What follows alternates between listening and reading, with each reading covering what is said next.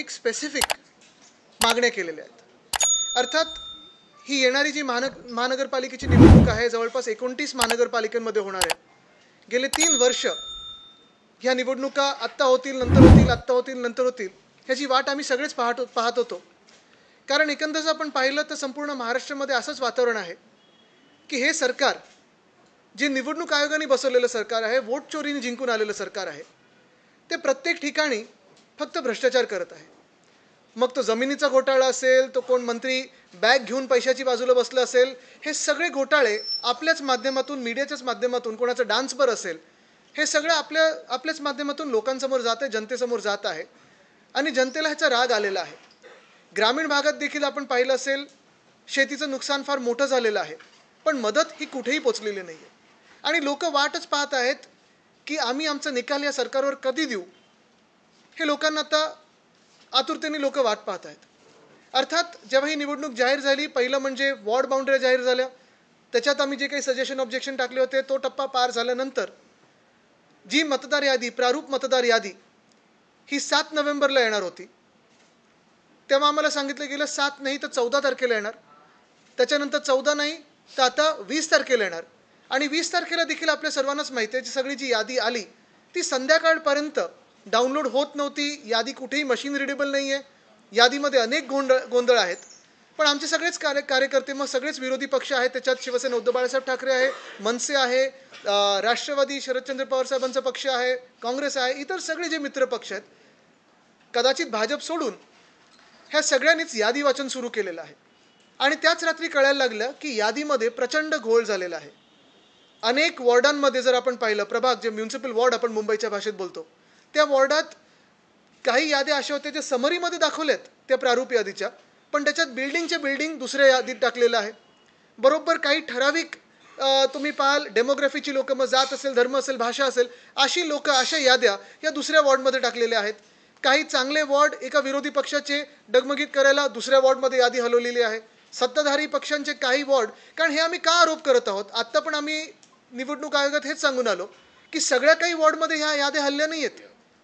हे काय आमच्याकडे पुरावे आहेत ना, सगळ्या काही वॉर्डमध्ये हल्लेले नाही आहेत। जे काही चांगले सत्ताधारी पक्षांचे वॉर्ड आहेत ते तसेच्या तसे राहिलेले आहेत।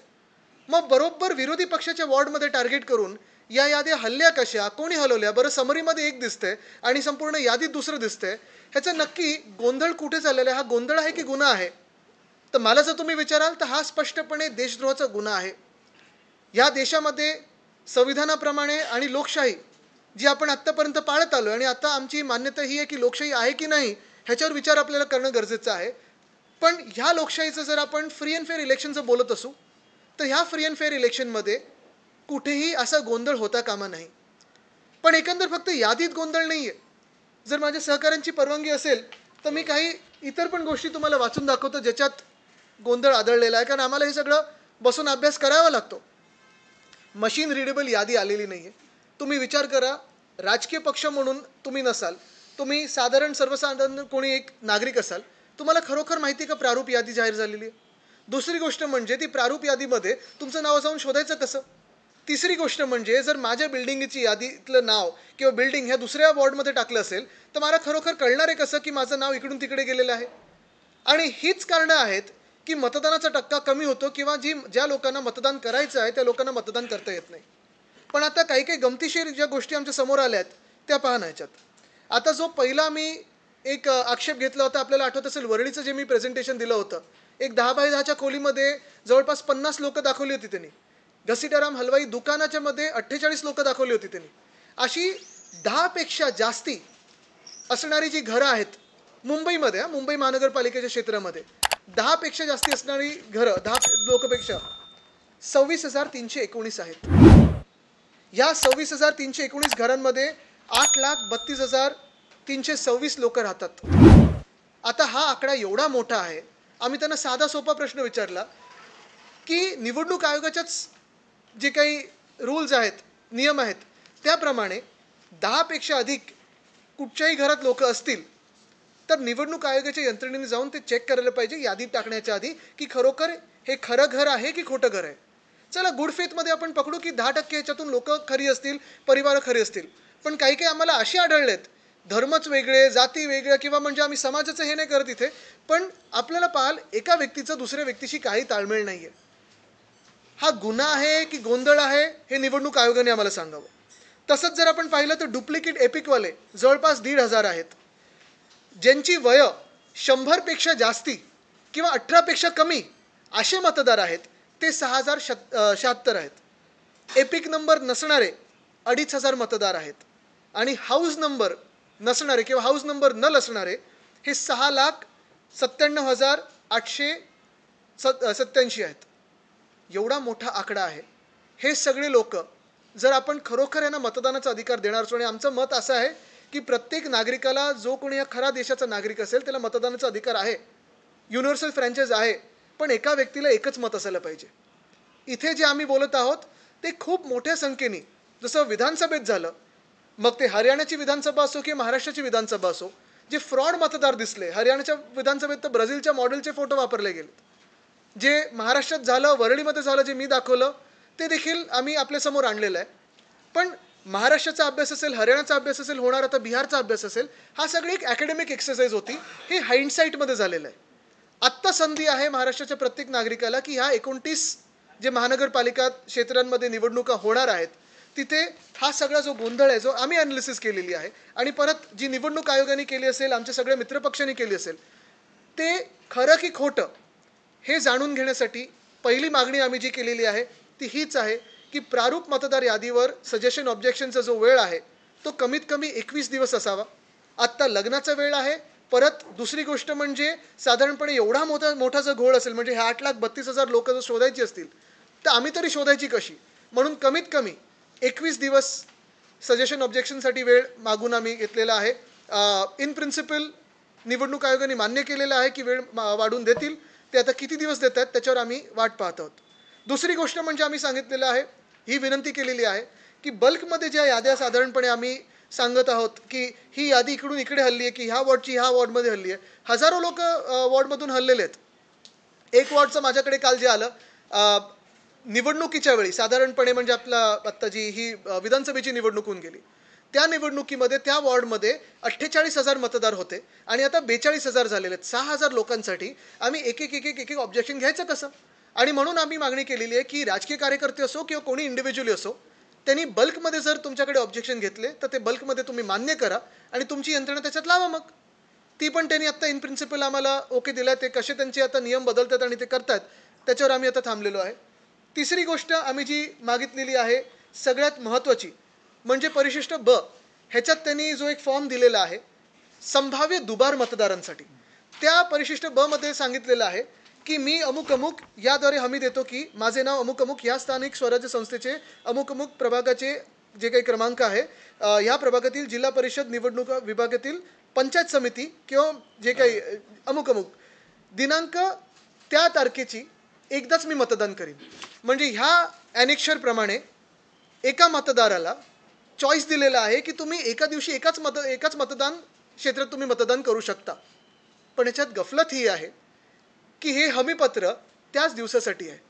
म्हणजे मी जर मतदार असेल तर मी हे हमीपत्र देऊन एका दिवशी ZP मध्ये मतदान करू शकतो आणि दुसऱ्या दिवशी जाऊन महानगरपालिकेत मतदान करू शकतो.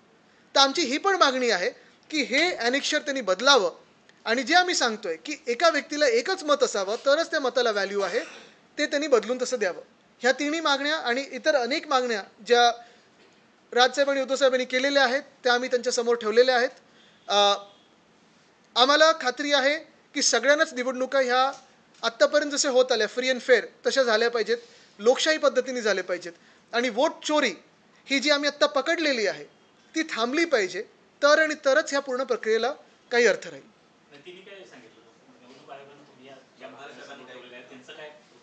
आता आम्ही सगळं सांगितल्यानंतर अर्थात त्यांनी काही त्यांना धक्का बसला की आमचा हा आकडा आलाच कसा समोर, कारण मशीन रिडेबल नसताना पहिली गोष्ट म्हणजे राजकीय पक्षांनी एवढा अभ्यास केलाच कसा.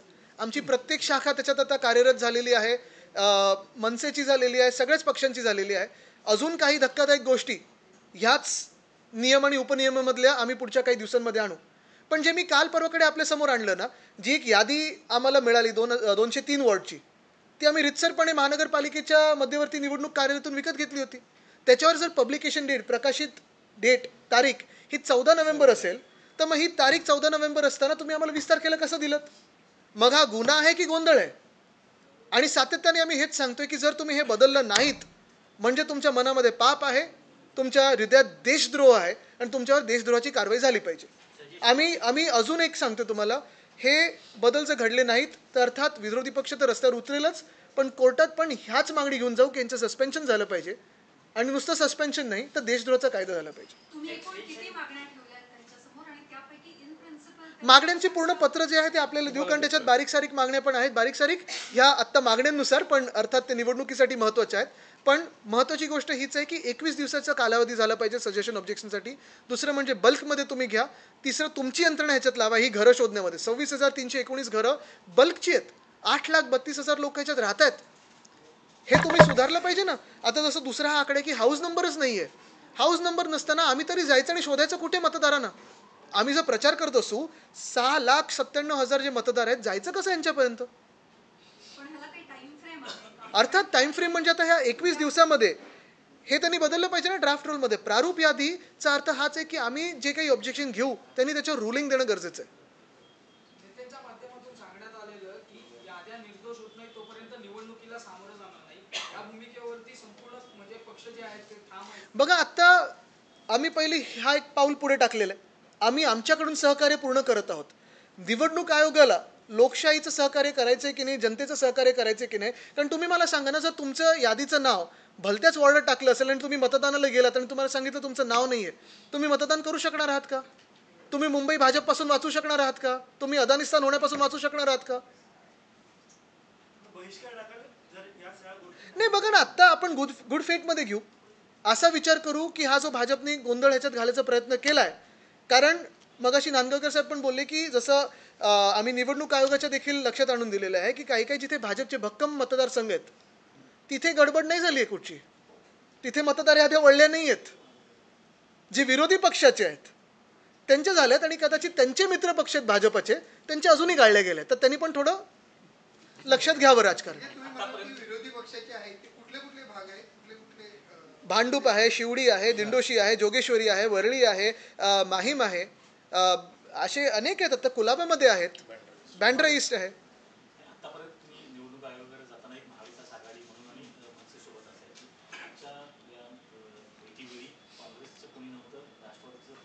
आज जन जमलं आणि जे कोणी लोकशाही वाचवायला लगेच त्वरित उतरतात ते सगळे आम्ही सोबत होतो. काही काही छोपे हात होते, काही सरळ हात आले. बघा, आता त्यांच्यामध्ये मला काही बोलायचं नाहीये, पण महत्वाची गोष्ट बघा, मी एक तुम्हाला सांगतो की ह्याच्यात सर्वच विरोधी पक्ष हे एकत्र आहेत. बघा, आता निवडणूक कशी लढणार, कोण लढणार वगैरे फार नंतरचा विषय. तिथपर्यंत पोचायला पहिलं हे सुधारायला पाहिजे ना आम्ही. हे बघा किती गट्टे आणलेत. आता ह्याच्यात एक उदाहरण आहे आपलं वॉर्डचं, जे आपण दाखवलं अनिल परब साहेब. हे बघा, हे अनिल परबजींनी तिथे दाखवलं. हा एक वॉर्ड आहे. या वॉर्डमध्ये वॉर्ड बाउंड्री वॉर्डच्या एजला कुठचे हल्ले असतील याद्या तर आम्ही समजू शकतो चुकून झालेत. वॉर्डच्या बरोबर मधल्या बिल्डिंग एक एक उचलून दुसऱ्या वॉर्डमध्ये कशा टाकू शकतात? पलीकडे 165 163 आणि काही काही 163 हे 6,000 मतदार आहेत. हा नाही, हा प्राथमिक अभ्यास आम्ही जो खोलावर जाऊन म्हणजे पहिले पुढे आणले लोकांसमोर ते मुंबई महानगरपालिकेचे. इतर पण महानगरपालिकेमध्ये हा गोंधळ आलेला आहे. ठाण्यात खूप मोठा आहे, छत्रपती संभाजीनगरमध्ये आहे, नाशिकमध्ये झालेला आहे. ते आम्ही लोकांसमोर आणूच. पण आज पहिलं आम्हाला जे मागण्या करायच्या होत्या निवडणूक आयोगाकडे ते हेच होतं, ऑब्जेक्शनसाठी वेळ वाढवून द्या, 21 दिवस करा, बल्कमध्ये ऑब्जेक्शन घ्या आणि हे परिशिष्ट ब जे आहे परिशिष्ट 2 ते आम्हाला बदलून द्या. एक मिनिट सर.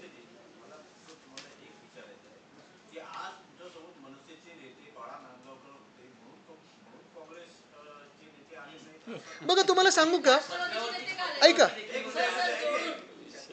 एक मिनिट मी नाही 162 आणि 163 साकीनाका. हा, आता तुमचा जो प्रश्न राजकीय प्रश्न आहे की कोण आले कोण नाही, मी मुद्दाम त्याला उत्तर देणार नाही, कारण उत्तर दिलं तर विषयाला फाटे फुटतात. आजचा विषय महत्वाचा आहे, कारण बघा, आज आम्ही पक्ष म्हणून जरी आम्हाला पाहिलं नाही तरी आम्ही या देशाचे नागरिक आहोत आणि आमचं म्हणणं हे की आमच्या मताला किंमत असायला पाहिजे.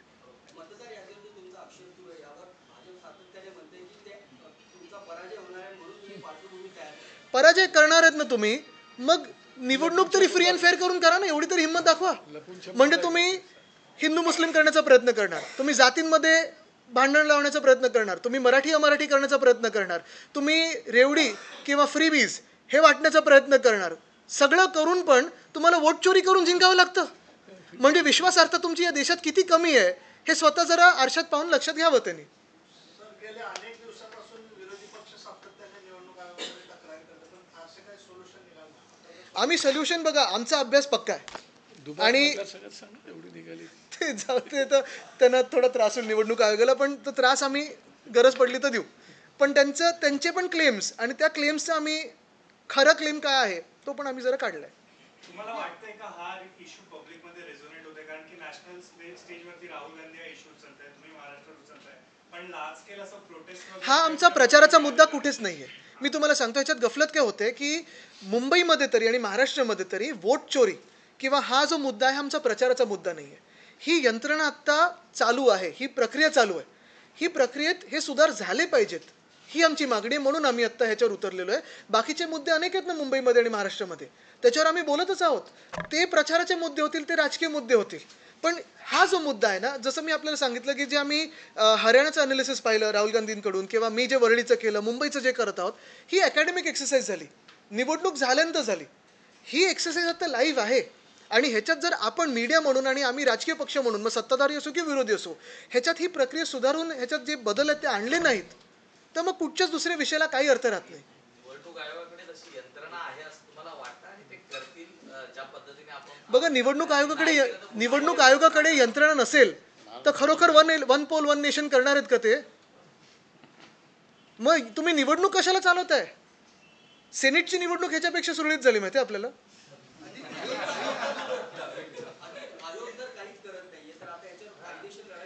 नाही, आयोग काही करत नाही असं आम्ही म्हणणार नाही.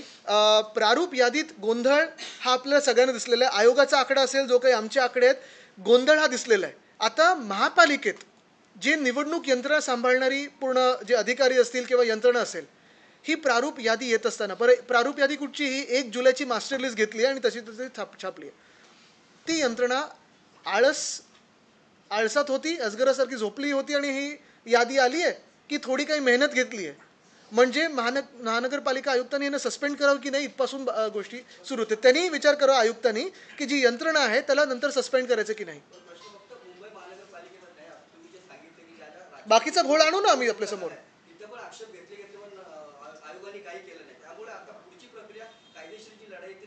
ती लढावीच लागेल, पण कायद्यात आता जे सजेशन ऑब्जेक्शनची वेळ आहे ती आम्ही पाळत आहोत. नगरपालिकेची पण निवडणूक आता चालू आहे आता, तर त्याच्यात पण आपण आक्षेप घेतले होते. त्या आक्षेपावर काही कारवाई झाली का प्रत्यक्षात? कारण आता मतदानाची वेळ बघा, आता मतदानाची वेळ आली आहे, पण आता हे जे आम्ही जोर धरलेला आहे तो ह्याचसाठी ना, कारण आता अजून ती वेळ आली नाही. मुंबईत 227 वॉर्ड आहे. तुम्ही आता जो अभ्यास केला तो 162 163 त्याच्यामध्ये तुम्हाला घोळ सापडले. असे साधारणतः किती मुंबईत वॉर्ड आहेत ज्याच्यामध्ये? ह्याच्यासाठीच आम्ही त्यांना सांगितलं की बल्कमध्ये घ्या. किती नंबर्स आहेत? प्रत्येक विभागातून आम्हाला फोन येत आहेत. आत्ता पण आपण कुठच्याही आपल्या शिवसेनेच्या शाखेत जाल, तिथे काम चालू आहे. एक मिनिट, त्यांचं एक आपण लाखोंचा मतदारांचा आकड्याचा गोंधळ सांगितला आणि निवडणूक आयोगाच्या यंत्रणेने त्यांच्याकडे पोहोचवण्याची अपेक्षा व्यक्त केली, परंतु प्रॅक्टिकली ते पॉसिबल नाही. कारण निवडणूक आयोगाकडे परमनंट स्टाफ नसतो. निवडणुकीसाठी ते शिक्षकांना गाड्याला जुंपतात. मग जर आता प्रॅक्टिकली पॉसिबल नाही, निवडणुका तोंडावर आहेत आणि हे पूर्ण ते दुरुस्त करतील, सगळे सुरळीत करतील, असं तरी काही चित्र दिसत नाही. मग तुमची भूमिका काय? नाही, माझी भूमिका स्पष्ट आहे. जर त्यांच्याकडे हे शक्य नसेल, मग त्यांनी सुप्रीम कोर्टात का सांगितलं शक्य आहे ते? म्हणजे त्यांनी पर्जरी केली का? त्यांनी सुप्रीम कोर्टात खोटं बोललेत का शपथीवर? हे त्यांनी सांगावं.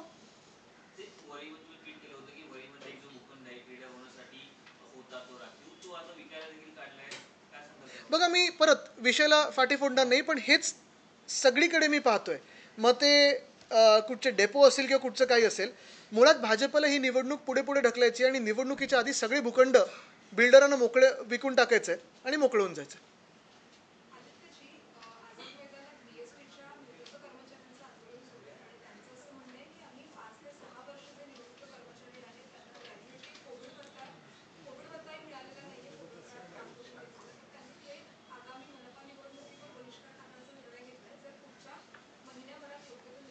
ठीक आहे, आम्ही थोडा विषयाचा अभ्यास करून त्याच्यावर बोलू. आता नगर परिषदेच्या निवडणुकीचा प्रचार सुरू आहे. सत्ताधाऱ्याकडून मतदारांना एक रेवडीचं आमिष दिलं जातं आणि जर मतदान नाही केलं तर आम्ही तुम्हाला निधी देणार नाही असं एक दम दिला. आता मतदार धमकी ऐकणार की हुडकावून लावणार हे मतदारांवर. मैं सोच ही रहा था आपसे क्यों नहीं आया सब, क्योंकि ये नेशनल इशू भी है. हाँ ठीक है, मराठी होते ना पूर्ण. नलावडे बोला. हा प्रश्न जरा पुढे विचारायचा होता की आपण म्हणालात की आम्ही त्याचा अभ्यास करू. बेस्टचे कर्मचारी बेस्टमध्ये आपली युनियन पण आहे. अनेक वर्ष बेस्ट महानगरपालिकेत सुद्धा आपली सत्ता होती. हे रिटायर कर्मचारी आहे, त्याच्यामध्ये काय अभ्यास आहे? अब तुम्हाला सांगतो, जर आपल्याला उत्तरच पाहिजे असेल त्याचं, तर आपल्याला आठवत असेल जेव्हा आमचं मुंबई महानगरपालिकेत सत्ता होती तेव्हा युनियन्स बरोबर करार झाला होता की BSTच्या फ्लीटमध्ये 3,337 बसेस ह्या किमान राहिल्या पाहिजेत. तो आम्ही शब्द पाळत होतो आणि 2027 पर्यंत 10,000 electric buses, 900 double decker electric buses हे करत होतो. कदाचित आमचं सरकार एकमेव असेल महाविकास आघाडीचं ज्यांनी BSTचे पगार वेळेवर जावेत ह्याच्यासाठी BSTला भरमसाठ मदत आम्ही करत होतो. ती मग फायनान्शियल असेल किंवा ॲडमिनिस्ट्रेटिव्ह असेल. तसंच आपल्याला आठवत असेल 7 ऑगस्ट 2021 या दिवशी आम्ही माहीमच्या डेपोमध्ये कार्यक्रम घेतला होता. उद्धवसाहेब मुख्यमंत्री होते, मी पालकमंत्री होतो. तेव्हा आम्ही जवळपास 750 कोटीची ग्रॅच्युइटी, आशिष चेंबूरकरजी तेव्हा चेअरमन होते, ती पण रिलीज केली होती. आणि त्यावेळी जे काही त्या कोविडच्या काळातले जे काही पगार असतील, पेन्शन असतील किंवा ग्रॅच्युइटी वगैरे असेल ते आम्ही वेळेवर देत होतो. आमचं सरकार पडल्यानंतर आता तुम्ही जरा आजूबाजूला चक्कर मारा, सिटी फ्लो ह्या प्रायव्हेट बसेसचे किती बसेस लागतात. हां, दुसरे आता मी पाहिलं मेट्रो 3 ह्याला लास्ट मेल कनेक्टिव्ह कोणाची आहे, सिटी फ्लोची आहे. का नाही BSTचे लावू शकत. हे जे रिटायर्ड कर्मचारी आहेत त्यांना पण मदत करण्यासाठी किंवा त्यांचं ग्रॅच्युइटी वेळेवर देण्यासाठी, पगार आत्ता जे इन सर्व्हिस कर्मचारी आहेत त्यांना मदत करण्यासाठी मुंबई महानगरपालिका जसं MMRDला 5,500 कोटी देते, समृद्धी महामार्गाला पैसे देते, कोणाला पैसे देते, मग स्वतःच्या BSTला का नाही देत पैसे. तर हा आमचा आरोप आहेच आणि ही आमची लढाई आहे. आमचं सरकार जेव्हा महापालिकेत बनेल तेव्हा BSTला आम्ही पुनर्जीवित करणार आहोत. पण मी जर त्या विषयाला आत्ता हात घातला तर परत डायव्हर्जन होईल, म्हणून तुम्हाला मी परत वोट चोरीवर आणतो. अभ्यास आहे तसा.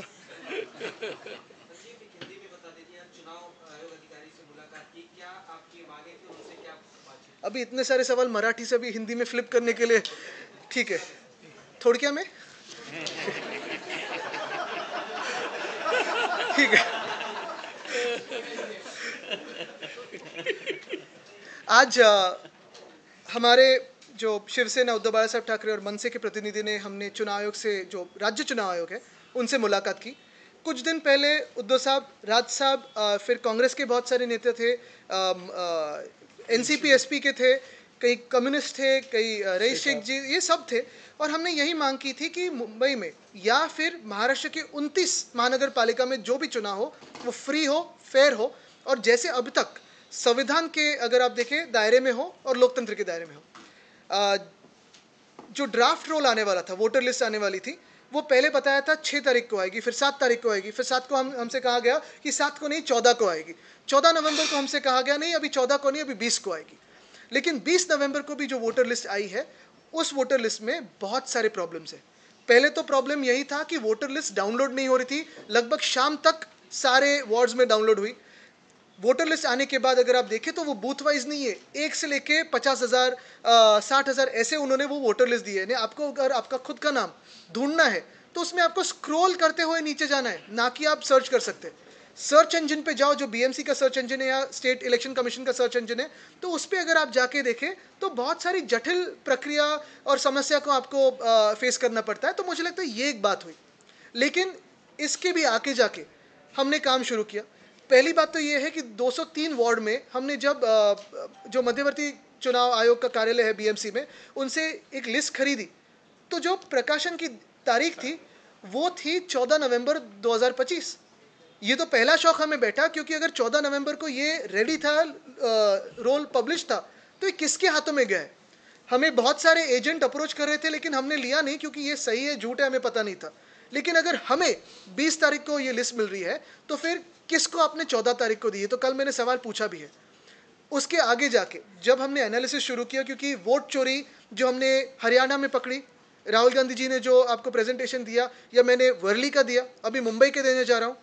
तो ये सारी वोट चोरी जो हमने पकड़ी थी और जिसकी एनालिसिस हमने आपके माध्यम से जनता के सामने लाई, वो एक प्योरली एकेडमिक एक्सरसाइज थी कि इन्होंने सरकार चोरी का कैसे बिठाया ये देखो। लेकिन उसको कोई हल है क्या, आगे समस्या का हल है? अभी तक तो नहीं है, क्योंकि कोर्ट में जाए तो कितना समय लगेगा, ये सारी बातें अलग है। आज की तारीख में ये जो वोट चोरी हम पकड़ रहे हैं, ये एकेडमिक एक्सरसाइज नहीं है, लाइव एक्सरसाइज है। क्योंकि मुंबई हो और महाराष्ट्र की 29 महानगर पालिका हो, यहाँ सारी जगह पे अगर आप देखें तो इन सारी महानगर पालिकाओं में सजेशन ऑब्जेक्शन का समय जो है वो अभी भी चल रहा है। तो पहली मांग हमने यही की है कि सजेशन ऑब्जेक्शन का जो समय है वो सिर्फ 7 दिन नहीं, क्योंकि लाखों में ऑब्जेक्शंस है, वो बढ़ाकर 21 दिन का हो। जो इन प्रिंसिपल चुनाव आयोग ने कहा है हम इसको बढ़ा सकते हैं। अभी हमारी तो मांग है कि 21 दिन हो। दूसरी बात है जो कि सारे जो ऑब्जेक्शंस है, वार्ड की एक लिस्ट कहीं दूसरी जगह डाली है, वार्ड के बीचों बीच जो बिल्डिंग्स है, कभी कभी वार्ड बाउंड्रीज के जो लिस्ट होते हैं वो कहीं दूसरी जगह जाते हैं, समझ सकते हैं वो गलती हुई। लेकिन वार्ड के बीच के जो, जैसे हमने ये एक वार्ड बताया है, ये अगर वार्ड बाउंड्री है तो वार्ड के बराबर बीच में वाली बिल्डिंग दूसरे वार्ड में कैसे जा सकती है, तीसरे वार्ड में कैसे जा सकती है? ये तो गुनाह है, ये कोई मिस्टेक नहीं है, कोई गलती नहीं है, गुनाह है। और इसीलिए हमारा ये मानना था कि अगर इतनी बड़ी गलतियां है, और गलतियां हो तो चलो सुधार सकते हैं, गुनाह हो तो उन पे देशद्रोह का गुनाह होना चाहिए। लेकिन हमने यही मांग की है कि कोई भी नागरिक आके बल्क में ऑब्जेक्शन ले तो उस पर आपने विचार विमर्श करना जरूरी है और रूलिंग देना जरूरी है। तीसरी मांग हमारी यही है कि ये जो परिशिष्ट 2 एनेक्चर 2 ये जो फॉर्म है, इसमें ऐसे दिया है कि अगर मेरा नाम संभाव्य दोबार यानी पॉसिबली डबल या ट्रिपल या रिपीट होता है, तो मैं ये एक एफिडेविट दे सकता हूँ, सेल्फ डिक्लेरेशन दे सकता हूँ कि मैं इस तारीख पे इसी शहर में वोटिंग कर रहा हूँ और ये मेरा सेल्फ डिक्लेरेशन है। लेकिन इसका दूसरा अर्थ ये है कि आज अगर मैं ये सेल्फ डिक्लेरेशन यहाँ दूँ तो 1 तारीख पे मैं मुंबई में चुनाव का वोटिंग कर सकता हूँ, लेकिन कल जाके किसी जेडपी में या किसी दूसरे जगह पे दूसरे चुनाव क्षेत्र में वोटिंग कर सकता हूँ। तो हमने कहा है इसे दुरुस्त किया जाए और एक इंसान को एक ही वोट हो, और वो पूरे जो लोकल सेल्फ गवर्नमेंट के इलेक्शन की अभी प्रोसेस जारी है उसमें वो ही लागू। क्योंकि अगर आप देखें तो मुंबई की जो अगर एनालिसिस करें तो बहुत सारी गड़बड़ियाँ हैं। जो मैंने वर्ली में दिखाया था, घसीटाराम हलवाई दुकान पे किसी का रजिस्ट्रेशन नहीं हो सकता रहने का, उस पर जो रजिस्ट्रेशन हुआ था उस पर लगभग 50 वोट्स थे और वहाँ दुकान है ही नहीं 10 सालों से। वैसे ही दूसरा दिखाया था 10 बाय 10 की खोली है, उसमें 50 लोग दिखाए थे, हो ही नहीं सकते। ऐसे ही अगर आप घर मुंबई में देखें तो पहले एनालिसिस में हमारे यहाँ 26,319 घर है। इसका चेकिंग कौन करेगा? चुनाव आयोग के जो नियम है उनके मुताबिक अगर किसी भी घर में 10 से ज़्यादा व्यक्ति हो तो वहाँ के ARO को जाके उनको चेक करना पड़ता है। लेकिन यहाँ तो ऐसे हुआ नहीं है। इन 26,000 घरों में 8 लाख से ज़्यादा मतदाता रहते हैं। लोग नहीं है, मतदाता है। लोग तो और भी हो सकते हैं, लेकिन ये मतदाता है। तो इसको कौन चेक करेगा, कौन सुधारेगा? जिसका घर का नंबर ही नहीं दिया है, लगभग 7 लाख है। 7 लाख ऐसे घर है जिसका इपिक नंबर नहीं है, 2,500 है। जिसकी उम्र शायद 18 से कम, एक तो वोटिंग ही नहीं कर सकते, लेकिन वोटिंग कार्ड है भी कैसे ये पता नहीं, या 100 से ज़्यादा है, 6,000 है। अगर आपने देखा होगा मेरी जो एनालिसिस वर्ली की थी, जो 100 से ज़्यादा 123 थे, उसमें पहले 7 जिनके हम घर पे गए थे सब के सब कभी के कभी गुजर गए, लेकिन आके वोटिंग करके गए। तो ये सारी जो खामियां है इस चुनाव आयोग के ड्राफ्ट रोल में, इसे सुधारने के लिए हमारी जो मांग है वो यही है कि एक तो सजेशन ऑब्जेक्शन के दिन बढ़ाया जाए, 21 किया जाए, दूसरी बल्क में ऑब्जेक्शन ले, और तीसरा ये जो एनेक्चर है उसे सुधारा जाए। आदित्य जी, 2 सवाल है। एक तो आज जो लेटर आपने SEC को दिया है, उस लेटर में इतने सारे अहम मुद्दे आपने उठाए, लेकिन इसमें साइन सिर्फ 2 पार्टियों के नेता की दिख रही है, वरिष्ठ नेता है। इसमें कांग्रेस हो या लेफ्ट पार्टीज हो, उनकी साइन इसमें दिख नहीं रही है। क्यों विपक्ष एकमत सहमत नहीं बना पा रहा है? मुझे नहीं लगता कि इस पे सहमति की कोई बात है। आज ये लेटर ड्राफ्ट हुआ, दोनों साथ में ही बात कर रहे थे तो दोनों ने कर दिया। अगर ऐसी कोई दूसरी भी पार्टी आती है साथ में तो करेंगे ना, इसमें कोई सहमति की बात नहीं है। मुझे नहीं लगता कि इस पे कोई बहस हो सकती है, कोई ऑब्जेक्शन लेगा। अगर ये भाजपा को भी दिखाओ तो उनका दिल साफ होगा तो वो भी साइन करेंगे इसमें। संजय गायकवाड़ भी करेंगे। दूसरी बात ये है कि लेकिन उसके बाद ये नहीं कहना चाहिए उन्होंने कि ये मेरी साइन नहीं है, अभी क्लीन चिट दी थी। दूसरी बात ये है कि जब तक ये पूरा जो गड़बड़िया है वो रेक्टिफाई रेक्टिफाई नहीं होती तब तक इलेक्शन प्रोसेस या तो हॉल्ट किया जाए तो पोस्टपोन किया जाए, ये मांग जो आप कर रहे हैं इस लेटर में, क्या कांग्रेस इससे सहमत नहीं है? कांग्रेस तो राष्ट्रीय स्तर पर राहुल गांधी इस मुद्दे को उठा रहे हैं, तो फिर देखिए, कांग्रेस का जो नेतृत्व है, जो केंद्र का नेतृत्व है, पूरे सहमत है हमसे और साथ में ही हम लड़ रहे हैं। सबसे अहम बात यही होती है कि कल ऐसे भी हो सकता है कि कोई एक पार्टी खुद ऑब्जेक्शन ले, लेकिन हमारी तो सहमति है, ज़रूरी नहीं कि मैं साइन करूं या नहीं करूं। आप बताएं ना, अगर आप सारे मुद्दे पढ़े तो इसमें आपको कोई ऑब्जेक्शन लग रहा है? बिल्कुल नहीं। मैंने ये तो फ्री एंड फेयर इलेक्शन के लिए है, तो कोई भी साइन करे, और 2 है वो काफ़ी है। आज जो है धर्मेंद्र जी का निधन जी आपकी तरफ से, आपके तरफ से कुछ मेमोरी? बिल्कुल, पहले तो मैं माफ़ी चाहता हूँ, ये पहले ही मैं कहने वाला था, लेकिन इस चुनाव के गड़बड़ी में रह गया। धर्मेंद्र जी का देहांत हो गया है। वो, उनका परिवार और हमारा परिवार पहले से ही मित्रता रही है। धर्मेंद्र जी मेरे दादाजी के भी अच्छे पहचान के और मित्र भी रहे। ऑफ कोर्स देश के एक सुपरस्टार रहे। अभी भी अगर कोई कंपैरिजन हैंडसमनेस की करे तो उनसे ही होती है। तो उनको हम सभी लोग श्रद्धांजलि अर्पित करते हैं। सर, घोडेकरचे आत्महत्या प्रकरणी आता काय काय?